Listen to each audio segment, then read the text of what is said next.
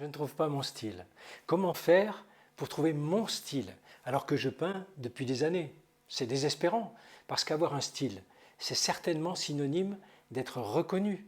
Et tout me serait plus facile peut-être à ce moment-là. L'histoire de King Kong est vue comme un hymne à la liberté d'être soi. Et si le désir profond de l'artiste était de révéler sa vraie personnalité, être vraiment soi. Oui, mais n'oublions pas que l'histoire de ce grand monstre qui tombe sous le charme d'une charmante jeune fille n'est qu'une légende. Alors le style, est-ce que c'est mon inaccessible étoile?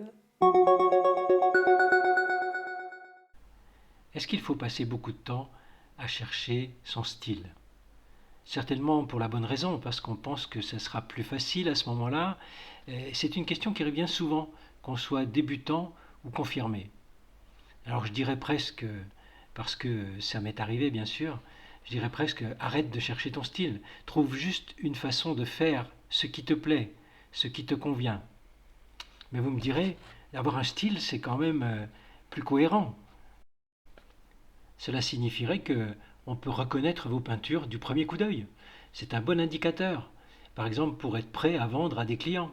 Ceux-ci vous reconnaîtront à chaque fois et sont prêts à miser sur vous parce qu'ils savent en fait quoi attendre de vous.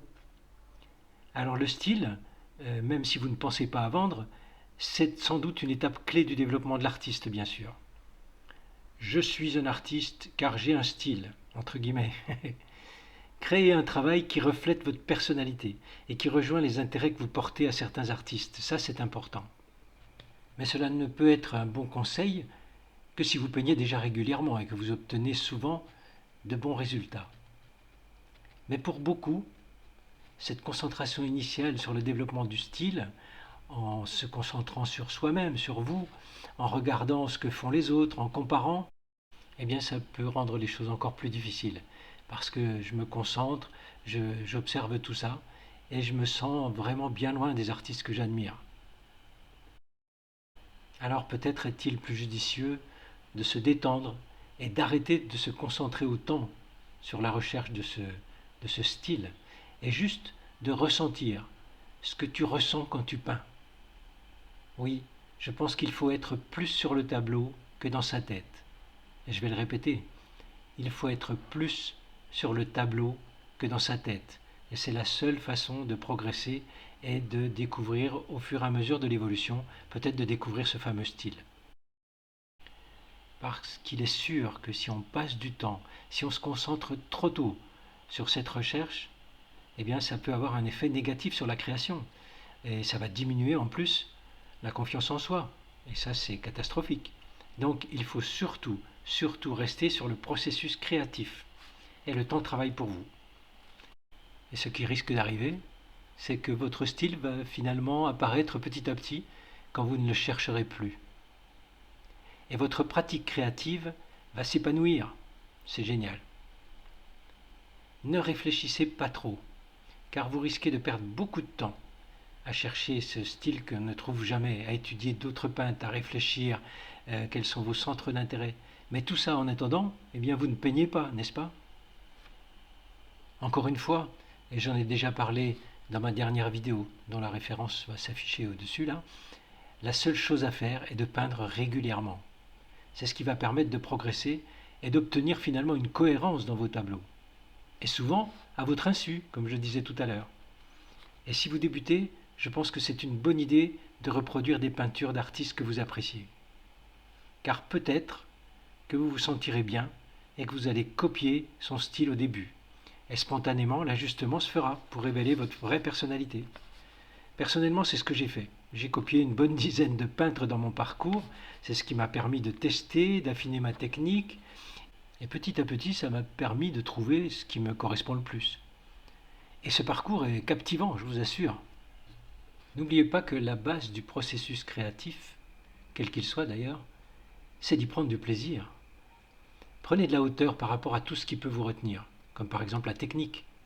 Ce sera peut-être pas parfait au début, bien sûr, mais vous comprendrez de plus en plus au fur et à mesure de votre évolution. Vous savez, c'est comme quand vous relisez un livre, par exemple un livre de développement personnel, et vous découvrez quelque chose que vous n'aviez pas capté à la première lecture. Pourtant, c'est le même livre, c'est les mêmes pages, les mêmes écritures, Mais qu'est-ce qui s'est passé depuis?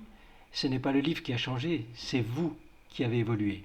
Et ça vous permettra de percevoir un message qui était passé inaperçu à la première lecture. Eh bien la peinture, c'est tout à fait identique.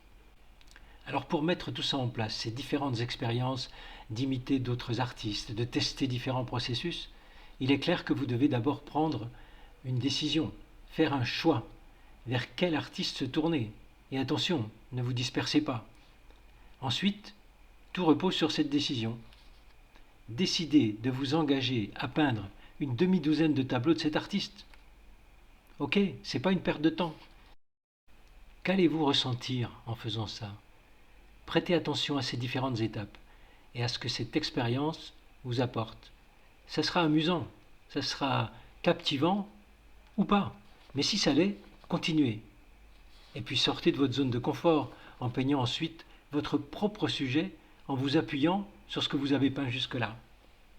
Considérez ça comme une expérience. Alors, vous allez me dire, c'est pas en copiant les autres qu'on va réussir à trouver son style. Si, parce que tous les grands peintres ont copié d'autres peintres. Ça, depuis la nuit des temps.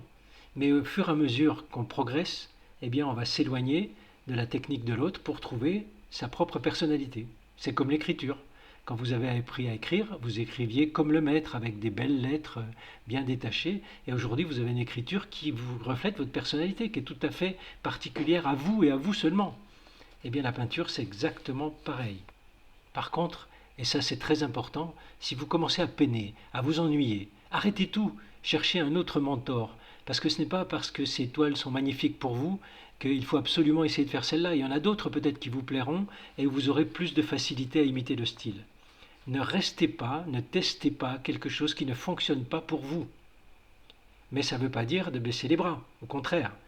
Vous allez finir par devenir passionné par tout ce que vous faites et vous n'aurez plus d'énormes efforts à faire pour obtenir une bonne peinture. Voilà, maintenant assez bavardé, tout est dit. Allez, à vos pinceaux.